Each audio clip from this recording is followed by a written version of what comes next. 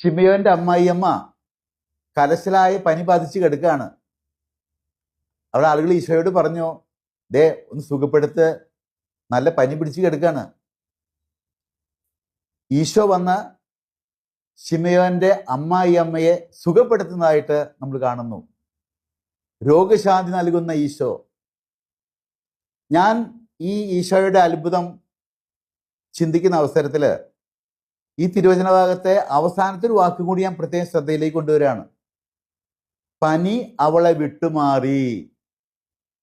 ഈശോയുടെ സാമീപ്യവും സ്പർശനം ഏൽക്കുമ്പോൾ രോഗങ്ങൾ വിട്ടുമാറുന്നു. അടുത്ത വാക്കും കൂടി ശ്രദ്ധിച്ചോ, അവൾ അവരെ ശുശ്രൂഷിച്ചു. പനി വിട്ടുമാറി, അവൾ അവരെ ശുശ്രൂഷിച്ചു എന്നുകൂടി തിരുവചനം പറയുന്നുണ്ട്.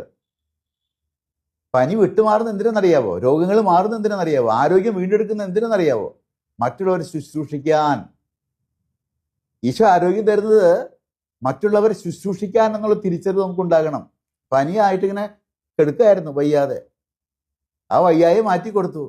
അപ്പോൾ പിന്നെയും കെടുക്കല്ല, പിന്നെ എന്തിനാ? അവരെ മറ്റുള്ളവരെ ശുശ്രൂഷിക്കാൻ വേണ്ടിയിട്ടാണ് ഈ പനി വിട്ടുമാറ്റി കൊടുത്തത്.